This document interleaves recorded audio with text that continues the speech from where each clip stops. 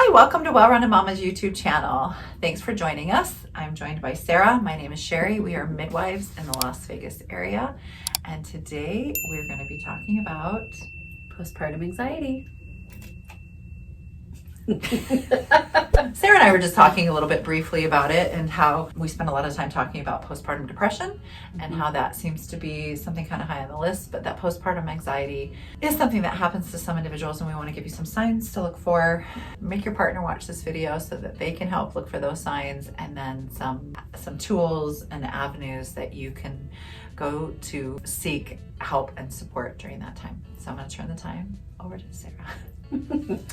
I think probably the most important thing to know is that according to some statistics that I found, it happens 10 to 15% of the time. So just know that this is kind of within that realm of normal in that it is fairly common. You're not alone. I definitely battled with postpartum anxiety myself. So some of these recommendations I'm actually giving you were some personal things that I ended up doing to help myself through that time period.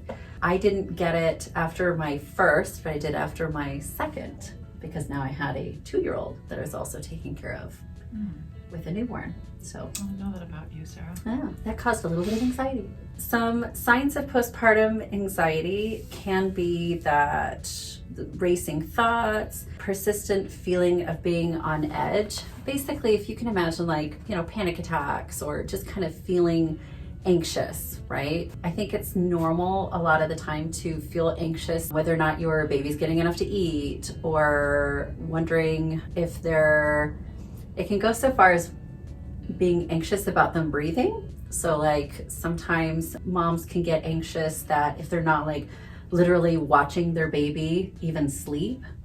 Yeah, I did that as well sometimes. I used to walk over and rub their back. At the time, I remember with Cora, you laid them on their stomach. Now I know they change that all the time. But I remember I used to go over and jiggle her, and my husband would be like, "Oh my gosh, she just fell asleep." And I'm like, "Yeah, but how do I know? I can't tell if her chest is rising," and I would jiggle her, and I would constantly be worried about that. I think I filled my head with reading books about things that happen to babies. At the time, we were really kind of exploring whether we wanted to vaccinate or not, and so we were reading all these horror stories one way or the other, and so I just kept imagining my baby being in a pool of blood. Is what my brain kept.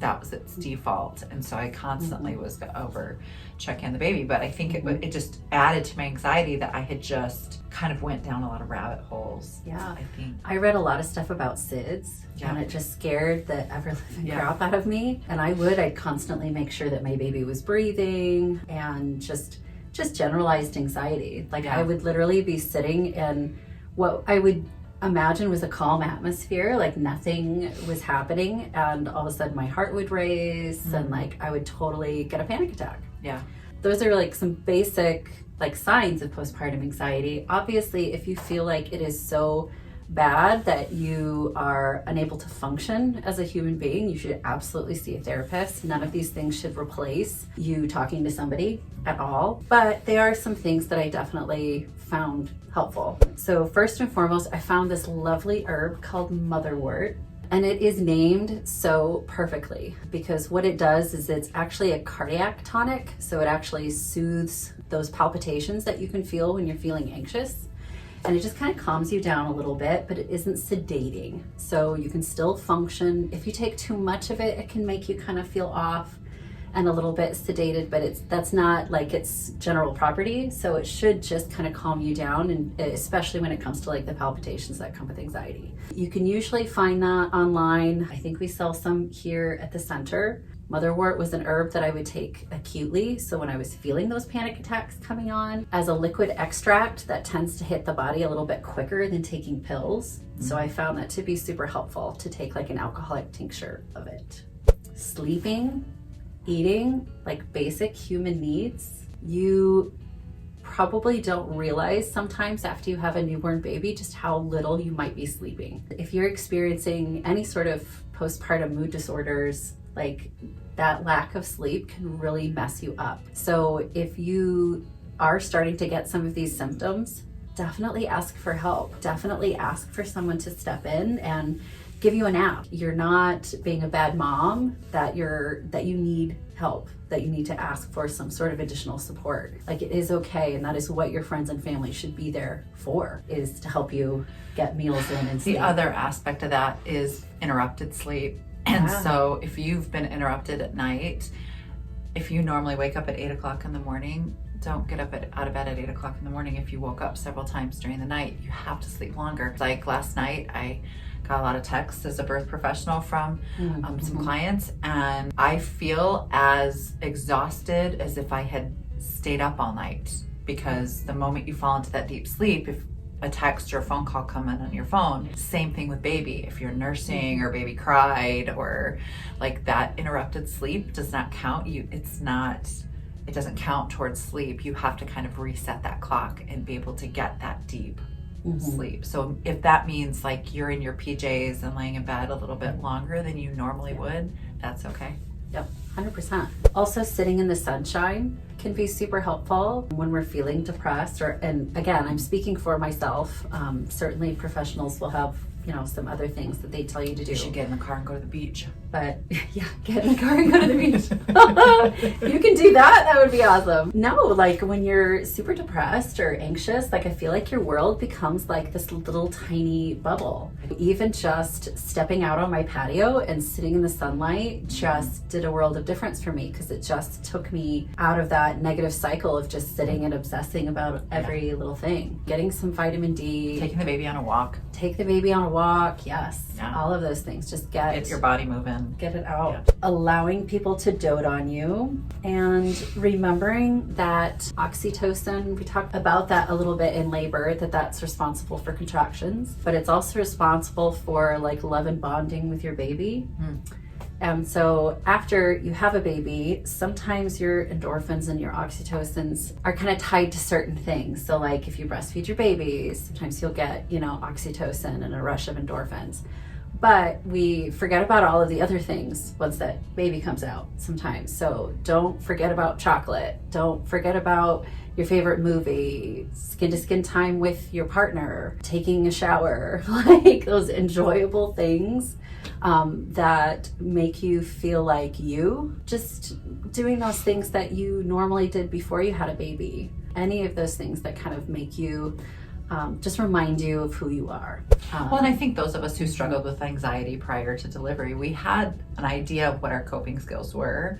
And sometimes I think we forget about that. If that is creating a mood, so to speak, in your home, if that is dimming lights, lighting candles, surrounding yourself by plants or essential oils, or, whatever, like, just kind of remember, or if your partner is watching this, kind of go back and do that for your partner. I think a lot of times we chalk up having a new baby as being like this thing that we just have to get through. But we're recognizing, I think, in this next generation, that kind of recognizing things that bring us trauma, whether that be anxiety, whether that be sadness, whether that be that we're kind of acknowledging it and wanting to come out on the other side of that better, that we're not all about like, let's shove that down as deep as that can go. Right. And we then, don't talk about that. Yeah, we don't, we don't complain. We don't want to be difficult. That we kind of go, okay, we can work through this together with our partners, our friends, our family members, and come out on the other side of this as healthy as when we went into it. And that's the goal. Remember, 10% of people have had this.